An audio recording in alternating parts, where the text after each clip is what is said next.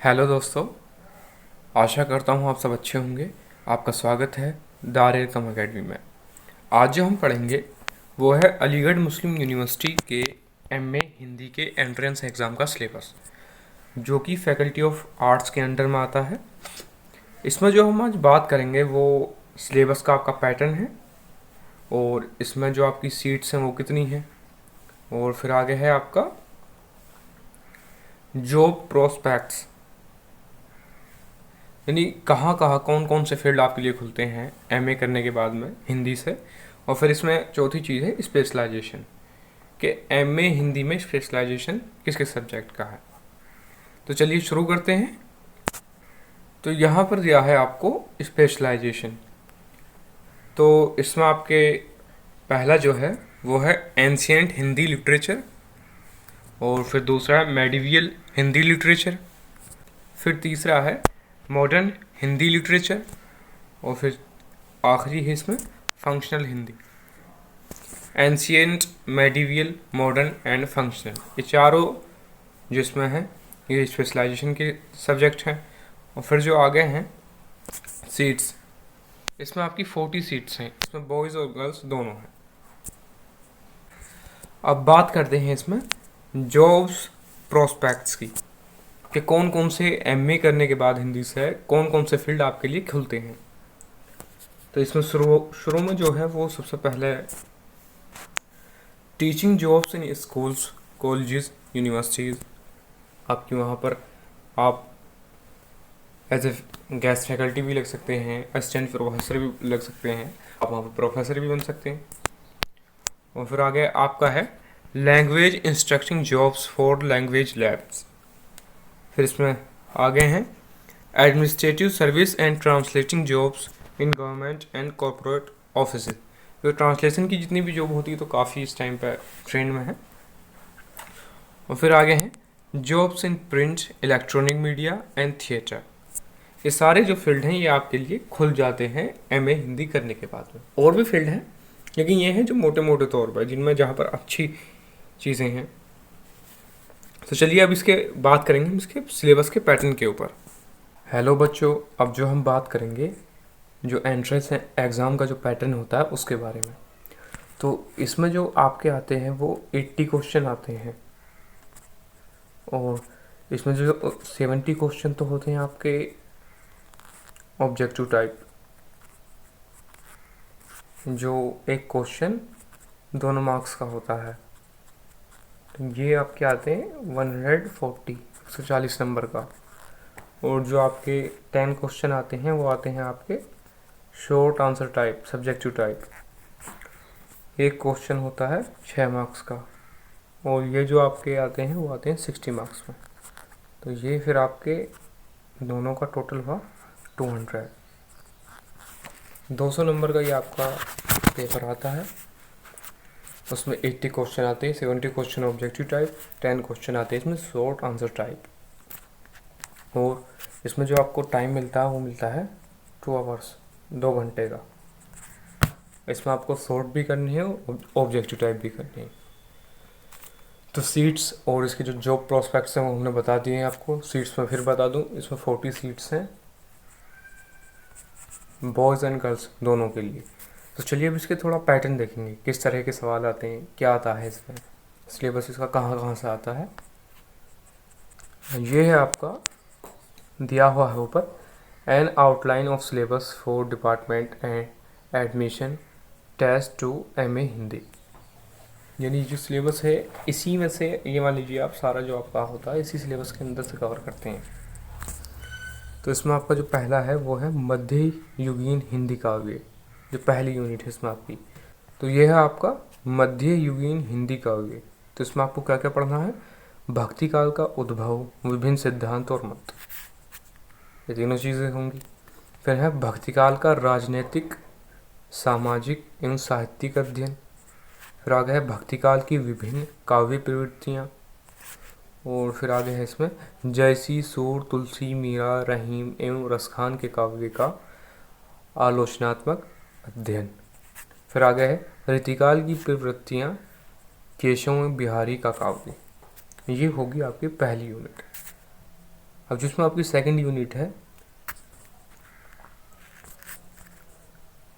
वो है हिंदी कथा साहित्य। तो इसमें आपको क्या क्या पढ़ना है?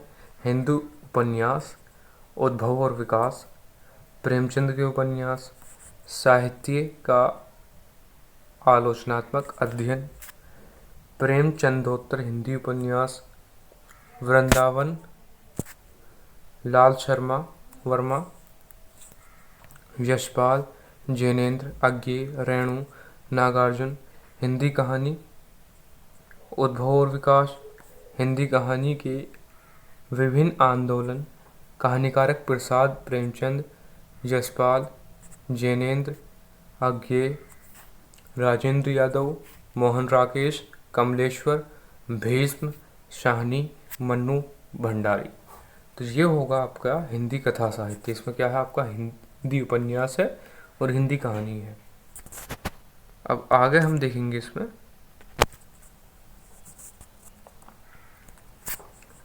हिंदी साहित्य का इतिहास।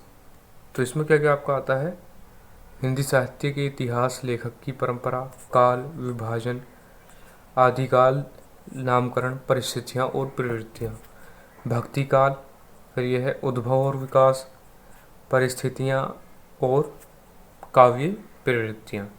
फिर आगे है इसमें रीतिकाल, इसका नामकरण, परिस्थितियाँ और प्रवृत्तियाँ, ये सभी की हैं परिस्थितियाँ और प्रवृत्तियाँ। फिर आगे है आधुनिक हिंदी काव्य, नवजागरण, भारतेंदु युग, द्विवेदी युग, छायावाद, प्रगतिवाद, नई कविता, नवगीत, हिंदी गद्य, उद्भव और विकास, कहानी, उपन्यास, नाटक, निबंध एवं आलोचना। और जिसमें आपकी अगली यूनिट है वो है हिंदी भाषा एवं लिपि। हिंदी भाषा, उद्भव और विकास, हिंदी भाषा के विभिन्न आयाम, हिंदी शब्द समूह एवं पदरूप, हिंदी की ध्वनि, प्रकृति, लिपिक उद्भव और देवनागरी लिपि। ये आपकी होगी फोर्थ यूनिट। फिर आगे हम इसमें देखेंगे यह है हिंदी साहित्य की विधाएं, सामान्य परिचय, श्रम काव्य की विधाएं, दृश्य काव्य के विविध रूप, कथा साहित्य एवं कथात्मक विधाएं, गद्य के काव्य विधाएं, निबंध, स्मरण, रेखाचित्र, रिपोर्टाज, डायरी, नए साहित्य, रूप काव्य, नाटक, नाटकीय, एकालाप, कथात्मक, लंबी कविता, लघु कथा, व्यंग्य। और एक चीज़ मैं आपको बता दूं, जितना भी आपका इस शॉर्ट और लॉन्ग जो आपके शॉर्ट आंसर टाइप हैं और जो ऑब्जेक्टिव टाइप हैं वो सब इसी साने इसी सिलेबस में। अब आगे है आधुनिक काव्य। इसमें क्या क्या पढ़ना है? भारतेंदु एवं द्विवेदी युगीन काव्य का अध्ययन, छायावादी काव्य का अध्ययन, उत्तर छायावाद, प्रगतिवाद, प्रयोगवादी काव्य और नव कविता का अध्ययन, ये हो गए। और फिर इसमें आपका आगे है काव्य शास्त्र परिचय, कला और काव्य, काव्य लक्षण, काव्य हेतु, काव्य प्रयोजन, काव्य के विभिन्न विविध संप्रदाय, सामान्य परिचय, काव्यांगियों का सामान्य परिचय, शब्द शक्ति।